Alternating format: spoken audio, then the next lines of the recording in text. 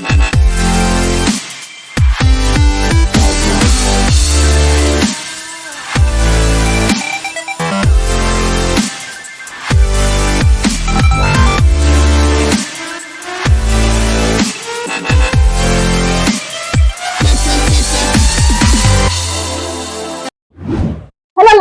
Hi guys, I am Mbuthia. And I'm Paula K. Welcome back again to yet another beautiful episode of the Triple S, the Sweet, Soulful and Spicy channel. Wow, we are grateful for the far that you brought us. We are grateful for the 291 subscribers. We are road to 1,000 subscribers. So kindly make sure that if you are a returning subscriber, endelea kushare, and if you are new here, karibu sana. This is where we are going to get informative, relatable, and all-around conversation about life. We are so happy. We love you so much because of this far that you brought us, because you guys have subscribed to our channel. We love the way you are watching our content. We are so much humble, and we appreciate your effort. Keep on subscribing, sharing our content, and hit that notification bell, so when you post a new video, you are notified. We love seeing you here, and we believe that we are going to grow this channel together. So we are also very encouraged by the comments that you leave after every video. They encourage us. Some are also to show us what we are supposed to improve. So every time you comment, tunaziona, and we work on what you tell us, and we are also motivated by your encouraging words. Karibuni sana. On today's episode, we are going to be discussing about signs that you are toxic to yourself. And I believe that the best relationship you can ever have is with yourself. Yeah. It's the best relationship, and it's the longest. Yes. It's the longest relationship that you can have in the world. The relationship that you have with yourself should have a lot of intentionality. Yeah. You have to be intentional and on how you relate with yourself, what you do to yourself, what you allow to be done around you, the environment that you create for yourself, for your own growth, for your own expansion, the people you allow on your own space, such things. And this relationship with yourself is something that you should be very honest about. Anytime you see yourself on the wrong, or anytime you see yourself doing things that are not contributing to any growth to your life, you're supposed to be very honest to yourself for you to be able to leave behind whatever is not making sense in your life, or whatever is not making you grow. So with when it comes to a relationship with yourself, you realize that there is a lot that you have to cut off. There is a lot that you have to shape. That involves your character, that involves your space, that involves your environment. There's a lot you need to do for you to create a relationship with yourself. But that being said, all of us have been toxic to ourselves in one way or another. You see, most of the time we are very concerned about the relationship we have with other people. So you keep on asking yourself, how am I being toxic to this other person? If it's in a marriage setup, you ask yourself, how am I being toxic to my partner, or how is my partner being toxic to me? But there is no single time we've ever sat down by yourself and wondered or thought by yourself, how am I being toxic to myself? Because we have not learned to value that relationship with ourselves. We have not valued solitude. All we want is to be around people and be with people. But maybe what I would want to encourage all of us is that we enjoy that time alone. We enjoy solitude. We enjoy cultivating that relationship with ourselves, because this is how you nurture the you. This is how you nurture you. This is how you know yourself better. This is about how you realize when you're going away from your dreams, when you're doing things that are hurting you, when you're doing or allowing people in your life that are hurting you. So this relationship is very important. So journey with us. You stay tuned and watch till the end. Get to know some of the signs we highlighted. Watch till the end. Usiwachi hapo katikati. The last one is the one which is most important. Stay tuned. Stay tuned. So that you can be updated on every. Unajua sasa unaweza kuwa tu hapo, but you don't realize ni wapi umewahi kuwa toxic to yourself. So it's important that you listen to each and every point that you are going to say, ndio realize na hapo pia mimi nafanyanga hiyo kitu. Juu unajua kuna kitu kingine unaweza kuwa unafanya kwa life yako but you don't even realize that this thing that I am doing is affecting me as an individual. I think we have normalized that behavior to a point that you can't know that this is toxic. So listen to what we have, and if you relate, just comment hapo chini, we are going to see it. So mine, I would say that you frequently talk down on yourself and criticize the things you do. And there's no single thing that you'll do na upende kazi yako. You keep on saying and sijaona kama nimefanya vizuri. All the negative talks zinatoka from you. And one thing we've not realized is that the negative criticism, if it comes from us, it is very deep. Because you came up with that thought, again you're criticizing yourself. Hata mtu akwambia aje, simply because it came from yourself, you won't feel as if their opinion is valid. You won't feel as if they are saying it with a good heart, or you won't feel as if they are saying the truth, because personally you've criticized yourself. You say enyewe Pauline kai vizuri, enyewe vile unaongeaga, enyewe vile uva, unaona enyewe hiyo idea haiendi mahali. Unaona, I came up with the idea but I constantly keep on criticizing myself, bringing myself down. That is being toxic to yourself. Self-sabotage. Self-sabotaging yourself. You know, when it's like you're not even living your life as you. For me, that is another point that I wrote, self-sabotaging yourself. So with this point, I mean that you live a fake life. You don't want people to see you as you. You keep on faking to be somebody else so that you can fit in many spaces in life. For instance, you keep on pretending how okay you are, while deep inside you're going through hell. You know, that is being toxic to yourself. Probably you're this kind of a person who is calm and collected, but you keep on acting hyper so that you can fit in, because you don't want people to see as you as a cool person, as a calm person, as who you really are. You want to become something else so that you can fit in a group of people. Now maybe I can say that we are supposed to remove off the mask. Just unmask yourself and be you in every circumstances, and also don't criticize everything you do. That everything you do cannot be good enough. You're doing better. People are admiring you. Many people want to be in your shoes, doing your life. So you don't know how many people you're motivating through your life. So don't just criticize yourself over nothing. Seeing yourself as not good enough. You are good in what you do. You do it best. Nobody can do it the way you are doing it. Don't just criticize yourself over nothing. Seeing yourself as not good enough. You are good in what you do. You do it best. Nobody can do it the way you are doing it. Nobody is carrying life with zeal the way you're doing. So usiangalie. Now this comes with comparing yourself. Remember we said that your journey is different from another person's journey. It is very different. So ukikaa ukijicompare na watu, una compare progress. Huyu amefika hapa mbele yangu, una compare journey yake. Maybe she had a smooth journey. Maybe their background is wako financially well. Unaona hapo ni kama una make baby steps, hauendi mahali. Don't keep on comparing yourself with others. Walk your own race with a lot of grace. Walk your race with grace, because it's going to be sufficient. And sooner or later, you're going to be where you desire. So don't criticize yourself. You'll find yourself fearing to do whatever you could have done. Na isonge mbele ikuwe mbali. So it is very toxic for you to criticize everything that you do. Just first of all, accept yourself the way you are, the position that you are in life, and just know that there is always a journey for you, which will not be the same journey for somebody else. And you have to accept that this is my journey, and this step that I am making, these are my steps. And this is how my journey is destined to be. This is what God has planned for me. These are the steps that God wants me to go through, this step for me to get there. Because God has not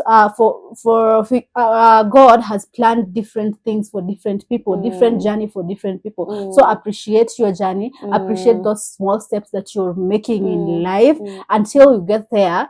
We focus na yako. focus na journey yako. Focus tu na yako. It's very important. It is very important. Because when you focus on other people's journey, that is where you find yourself comparing yourself, and you say that point, and it's problematic when you keep on comparing yourself, because you will never appreciate anything that you have in life. You can never. Yeah, but if you keep on comparing yourself to the past you, the previous person that you are, you will be able to appreciate who you are at that moment, because you will see, I have improved this and this. I'm not the same person that I was yesterday. So there is an improvement that I have made in life, because the only person that you're comparing to is yourself, you know. Like on that point, I've really felt that a lot, because I can relate to it.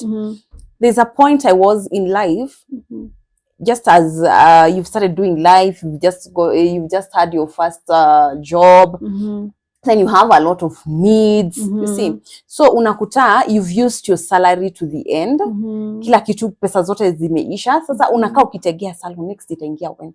Salary yako itaingia when. On this point, I'm relating to what she's saying, that you appreciate your own journey. You appreciate how you're doing things. So nilikaa, there's a time nilifika, I'm not even considering when my next salary will be.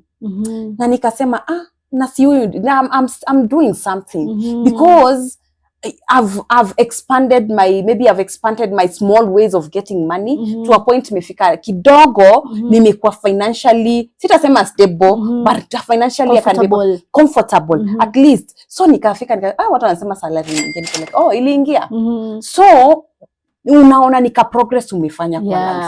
Hata kama sina mamilioni kwa bank, those 2,000 of mine, at least naona I'm using something and I also save something small. Kitambo I could not save. So my journey inanionyesha I am heading somewhere else. I'm improving financially. So don't criticize your journey. Don't criticize yourself at everything you do. That is being toxic. Or even compare yourself. Junajua, somebody might be doing something, mama might have focused something in life, which to you it's not important. For instance, maybe you have a friend that has bought a car, you've not bought a car. For you, that is not your priority. But probably you have a shamba, they don't have a shamba, you know, because this is your journey and you have a different journey compared to themselves. So don't compare yourself. Just be comfortable where you are and love your journey. Your next point? Okay, my next point is you talk down to yourself. I think we have said that. We've already talked about that. Let me mention another one. You ignore your own boundaries. That is true. You keep on ignoring your own boundaries, such that you allow people to do things to you that you cannot even do to yourself. You allow people to hurt you, and you cannot even hurt yourself. You don't hurt them, but you allow them to hurt you. You know, for instance, sometimes, especially those who are dating, you put yourself in a position whereby you know that this person is treating you wrong, but you keep on staying there. Because I don't know why people do that, but it's something that is an issue with those people that are dating, especially when you are dating. At that time, I remember there was a time I was dating this guy, and this guy was so poor in communication. For instance, I was telling my husband the other day about this story. I dated this guy, and the first day we started dating. That day he didn't even tell me good night. The first day, the first night, yani tumeamua mchana we have started something going, and this very night, this person doesn't even tell me good night, and they kept on staying there. You see, this is a problem already. This is a red flag that I have noticed, but I am ignoring it. Whereas it is hurting me. Deep down, it keeps on hurting me because I am ignoring these red flags, and I saw them from the very first day. So this person, the entire relationship, he had a problem with communication. But this is something that I saw at first, but I decided to sacrifice me for him. You know, I am sacrificing the love for me, the things that I love for the external love, you know. I am sacrificing the fact that I am a human being and I need communication. I need a partner that communicates to me. I need a partner that is there for me. But right now I am having a partner that is not there for me, but I'm still stomaching it. You know, it is an issue, especially when it comes to relationship, because I have a lot of stories when it comes to that, because I had a friend of mine who came and told me they've broken up with the guy. The guy I think was not good in communication. Oh, the guy was cheating. He was communicating with other women. And then this guy is like, I am in this give me time to clear out this other relationship. Wait a minute. You know, this is already an issue. This guy doesn't want to move from their past, and they want to put you in that mess, and you allow yourself to be in that mess. Oh, so I wait for him to malizana with the tumalizana, umpe time amalizana na yeye ingine ndio akuje fully into this. This what I told my friend that, girl, with the level of education that you have, with the level of knowledge that you have, with the information that you've gathered, pick back your crown. Crown up yourself, girl. Get up and understand your value and walk out of what you are you are in right now, because you are devaluing yourself. That is a total mess. Yeah. Well, yeah, I think to add on something about boundaries, it also happens when you keep on agreeing with other people, even if you have a different idea.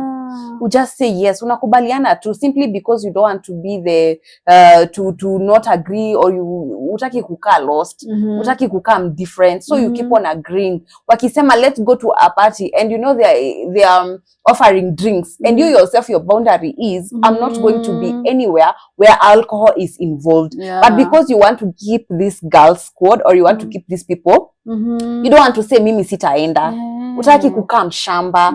It does not go well with you, but you still want to agree, you still want to do it. That is just ignoring your boundary. And it's being toxic to yourself.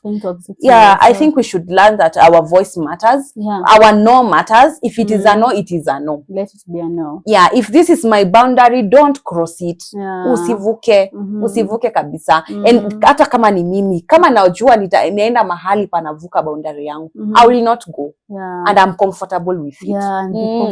And be able to voice it out. Yes. Be comfortable to voice it out and say yes. You guys are going for a party, there will be drinks. I'm not going. Just be comfortable to say no, I'm not coming. And they should be comfortable with that answer. Yes. If they don't, just leave them behind. Ndo wako na shida. People who cannot respect your own boundary, they have a problem. Yeah, they have a problem. So I can say my other, was it mine or was it yours? It was mine. It was yours. I can say a sign that you're toxic to yourself is when you keep on apologizing a lot, even if it's not your fault. Okay, tell me about it. You keep apologizing. Maybe you're in a relationship. Something happened. Then, or you are not in good terms with your partner, but you want to apologize for their mistakes, for things to go back to normal. You want to keep on taking people's mistakes and saying, well, ni sawa, pole, tuendelee tu. Even if it's not your fault, unataka tu ku apologize. What I want to let people own up their mistake. It is not always about you.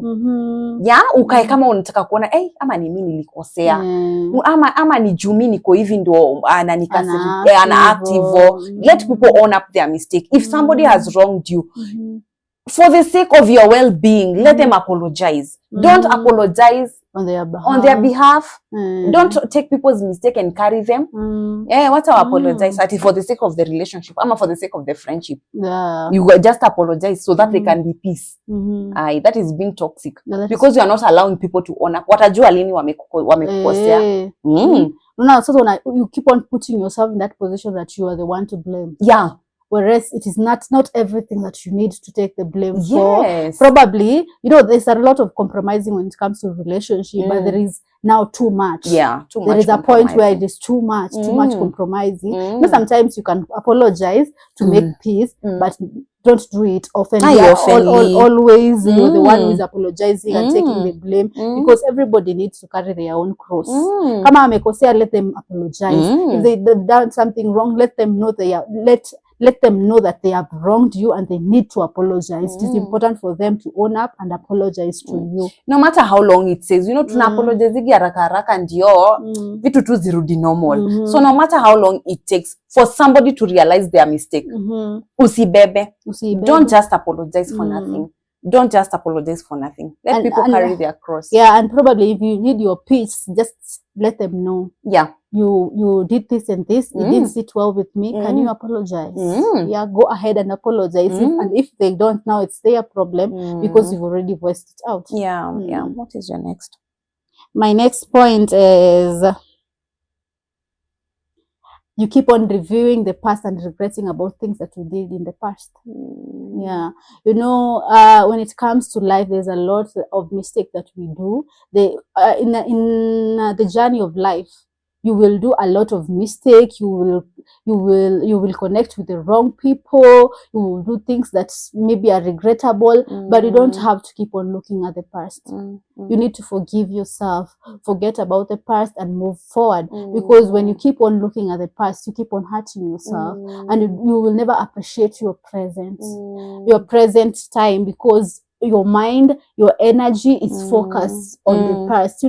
As human beings, we just have enough energy, but when you keep on focusing on what has happened in the past, you will not put all your energy to what is happening in the present time. Yeah. So if you've not watched that video we did about forgiving yourself and moving from the past, kindly rudi hapo kwa our videos, you will see it and you'll get to understand how you can forgive yourself and move from your past.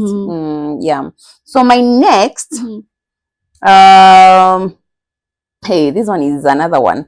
You pay too much attention of what and how people think about you. You pay too much attention. You focus now when I dress this way, watu watasema na sasa nikisema hivi mtu atafikiria. Yeah, you just keep on thinking watu watasema ni, what are people going to say, how do they see me? One thing we forget is that everybody is entitled to their own opinion, and you cannot change how somebody thinks or feel about you. You can be dressed as beautiful as you are, but kuna mtu tu outambamba. Like, you cannot always receive love. Yes. You should give room for hatred. Yeah. You should give room for criticism and all that. Because when you ask, when you focus too much on what people say about you, you will never be comfortable about you. Yourself. And the first thing to self-love or self-appreciation is accepting you and accepting the way you dress. When you look yourself in the mirror that morning, tell yourself, I look good and I am okay with the way I look. So when you go outside there and interact with people, let their opinion will just add or minus. It is not minus on how you feel about yourself. Yeah. What I learned that the hard way, because I came to realize that you can't please everybody. Yeah. You see, and your life, si kila mtu atafurahia. Everybody is not happy about the way you're doing life.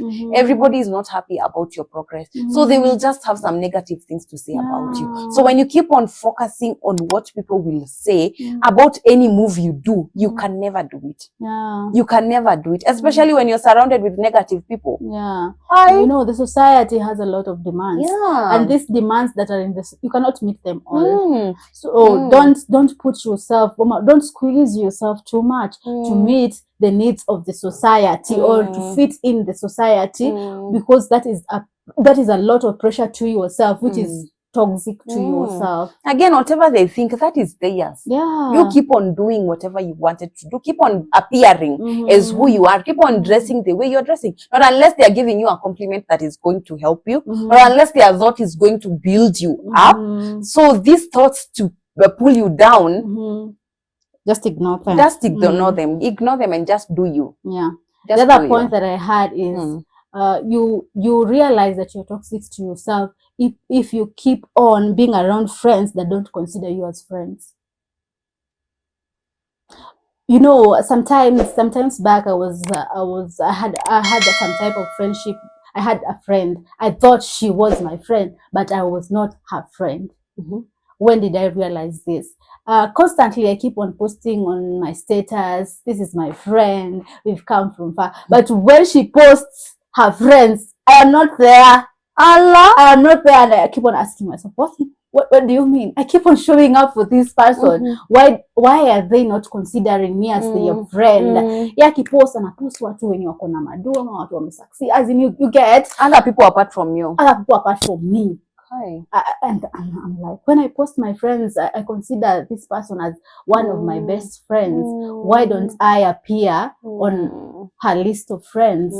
Yeah, so when you will realize you're toxic to yourself, when you are friends to somebody who doesn't consider you as friends. Wow, see, that is wasting somebody's energy and time. Yeah. Wow. Yeah, because apana. In that matter, I decided in that contest, there is something that I decided that I will never show up in an event that did not tell me 1 week prior. You know, that is being toxic to yourself. Ati mtu anaamka Friday anakuita event yake Saturday unaenda. Hakunifikiria all along. Hakufikiria all along, anakufikiria last minute na una turn up. Hapana. I cannot start. Mimi ukini-invite last minute on Friday and the event is on Saturday. Hata kama sina kitu nafanya on Saturday, I'm telling you I will not turn up. Because I ask myself, you didn't consider me all this time. But wewe unaamka tu nadhani Shirina anakuanga tu idol. Ati kesho kuna event kuja. I will not turn up. See, that is ni kama kuwa una relationship with yourself. If you're considering somebody to be your friend and you do not appear to any list of it wasn't good. It was toxic, and it is bad. Really toxic. And being there always, every time they need you, you turn up for them, whereas they don't consider you as friends. And you know, when you're toxic to yourself, you can't realize that. Yeah, you cannot realize that you're always in their business and they are never in your business. Imagine at time you also need help. Maybe you did some cash. When they need, you keep on giving, you keep on coming to their aid, you keep on helping them in all areas they want. But there are so many reasons to consider not to help you. Yeah. Hey, that is being toxic to yourself. That is being toxic to yourself. Choose people that choose you. Yeah, don't be around people that don't choose you, don't consider you as friends. Analyze what position is this person in my life. What are they willing to sacrifice? To what extent are they willing to help me or being around me? So don't be around people who don't want you. Guys, stay tuned. We are going to talk about friendship. It's a big thing. Yeah. Especially girl friendship. It's a big deal. We are going to be discussing. So keep on expecting more.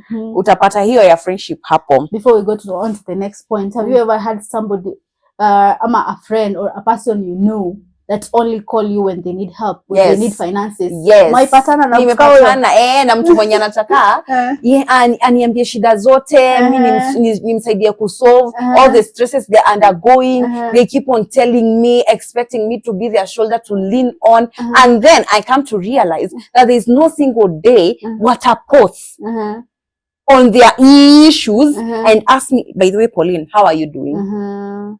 What is going on in your life? How are you in life? How are you? Yani hiyo tu swali, how are you? Hakuna siku watapost ni you know, I during my whatever did this, whatever I'm going through zao tu, mashida zao tu. But at a single point here and you say, how are you doing, Paula? I have never. So I just watch from afar too. Yani unamsikiza tu, but unajua I've cancelled this as my friend. Yeah. Because if you are not interested to know how I am doing in my life, you are only interested to how I am going to help you solve your stresses, you are not a friend. Yeah, you're not a friend. You're not a friend. Yeah, I've seen that and I've had people what I've experienced is a friend asking for money. When they need financial help, they tell me, I cannot even consult anybody else apart from you. But when it comes to everything else in life, they don't consult me first. But they consult me first when it comes to issue with finances. Why me? I kept on asking myself, why me? Why do you consider me as your rescue? you're a rescue person, but you don't consider me as your happy person. When you're celebrating, when you're going through your celebration in life, you don't consider me. But when you're in your pits, that is when you consider me. So, a point to take home happen, you're being toxic to yourself when you choose people who do not choose you. Yeah, when you're friends with people who do not consider you as friends. Yeah. That is so bad. Should I add another one? Another sign that you're toxic to yourself is when you accommodate cheating. Yeah, when you keep on staying in a relationship where your partner is cheating, is constantly cheating, is constantly doing things behind your back and all that, you are being toxic to yourself. Exactly. Because you're expecting so many things. You're expecting a heartbreak. You're expecting whatever you're building to crash sooner or later. Because now you are not the two of you. There are so many people who are involved.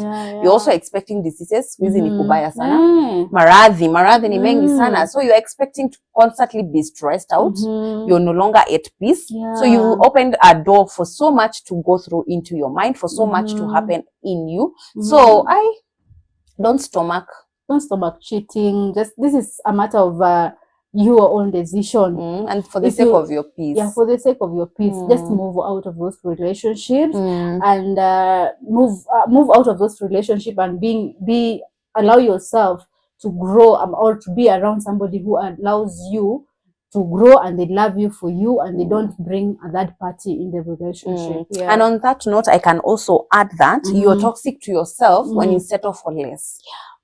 Be it work, you settle for lesser salary than what you know you are qualified to earn, because you do not value yourself, so you just settle anywhere. When it comes to a partner, you just settle for anything. As long as tu amekwambia anakupenda, wewe unaingia tu box. It just comes by loving and knowing who you are. So don't settle just for anything. Don't just settle for any relationship. Until you know this person will not take me anywhere, but I'll just stay there just to see yourself in a relationship. Tusikwe hivyo nini, inaitwa nini? Yani needy, tusikwe hivyo needy, desperate. Something good is set there for you. And if you settle for less, you will not have eyes to see for whatever bigger thing is there. If you settle for a less job, tunaelewa ni kugumu, kiuchumi, but you settle there. You see this getting that job, paying you cheaper, and you remain there. Umesettle tu hapo. You don't see yourself getting another job that is going to pay you well. You don't see yourself finding a partner that is going to value you or treat you better. So don't settle for anything less. You yourself, you're something great. Hiyo inamaanisha you're devaluing yourself. You're not seeing yourself as worth good things. So don't settle for anything less. You're being toxic to yourself. Yeah, true. My other point is over-sacrificing and overworking. There was a time I was doing I had 3 jobs going. I have my business that I am running. I have an account that I am running. I am also writing. I'm doing writing. I think there were even 4. I am being a wife. It's another job. Yeah. All these things at once. And it reached a point where I was done. I was mentally exhausted. I was mentally, emotionally, physically exhausted, and I didn't feel like doing anything. Your point naitango aje? I don't remember that name. But at that point where you feel as though you cannot do anything again. Yani umefika point mental breakdown or something. Yeah, mental breakdown. Yani a lot has been happening. Umeji overwork, umefanya a lot. Jipe space, give yourself room to rest. Don't do so much. You cannot achieve everything in one night. You cannot achieve everything in 1 year or anything. Don't overstretch yourself too much to try to achieve big dreams. Just go small. Go with your pace and with your energy. And on that point, I can also add that you're also toxic to yourself when you don't ask for help. When you want to carry every other burden, when you want to do every other thing, you're not asking for help. You don't want people to come to your rescue. That is being toxic to yourself. We should ask for help. When you feel overwhelmed, just ask for help. If it is in a job setting, and you feel that you cannot be able to meet that deadline, instead of overworking yourself, just ask another colleague to help you. If it is at home and you feel that you cannot finish all the tasks, just ask for help. Pay somebody to do it for you. If you cannot afford to pay somebody, do it later. Easy constant cleaning, hizo zote lazima tuzifanye kila saa. But give yourself some time to rest, or ask somebody to help you. Ask somebody to help you. To relieve that baggage. Accept that you need help. You have to, don't just overburden yourself. What is your other point? Or I can say mine. I would say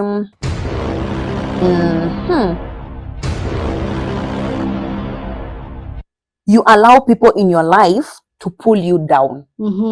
You allow them to pull you down. They are in your life, and you see people you've decided to allow in your life are meaningful people. You see, this can be your closest friends, your family, your spouse. These people that are in your life, you allow them to pull you down. It can be so toxic because, you know, the idea I have is valid, but they come and pull you down, not knowing what made you come up with that idea.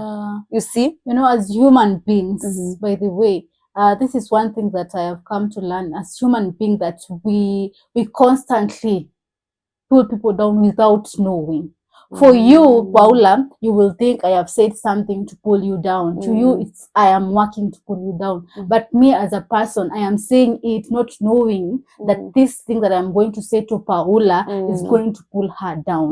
You know, as human beings, we constantly tell people we are not builders. You find out that whatever you're saying to somebody, you're not building them. What you're doing is pinning them down. But mostly it is without realizing. But unless you are intentional about what you tell people, that is when you realize, by the way, what I have told Paula is going to pull her down. But somebody will just tell you a thing and they are just out of the, they don't even think about it, and they will not think that they have pulled you down. So I think the best thing is that if you notice, because I have the idea and you're trying to pull me down, what if you say something that I feel like it has pinned me down, I'm supposed to communicate to you. I'm supposed to tell you. Maybe you said it subconsciously, not knowing.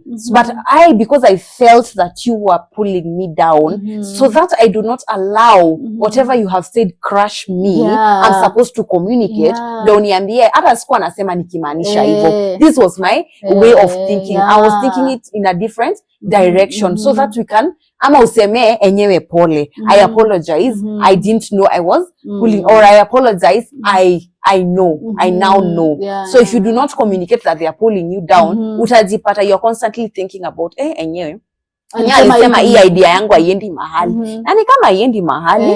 So inaanza kusink tu pole pole. It starts sinking. So you find yourself so for instance, maybe you're starting a business and then you come to Shireen and tell Shireen, I am working on this. I'm working on this project. I have done this project to this and this place. And then I tell you, but you know, a friend of mine did the same project, but it didn't go well. And I'm in that journey of starting. Yeah, you're already in that journey of starting. For you, it will be, I am pinning you down. But for me, I was just telling you to be cautious on that journey that you were taking, you know. I think then as people we are supposed to have to know how we think before saying. Especially when you know something means dear to somebody. If that business, they have really worked on ideas on how they are going to do that business. If you know it really means so much to them, just know the right words to use, so that they don't feel demotivated. You have that you are builders. That is it.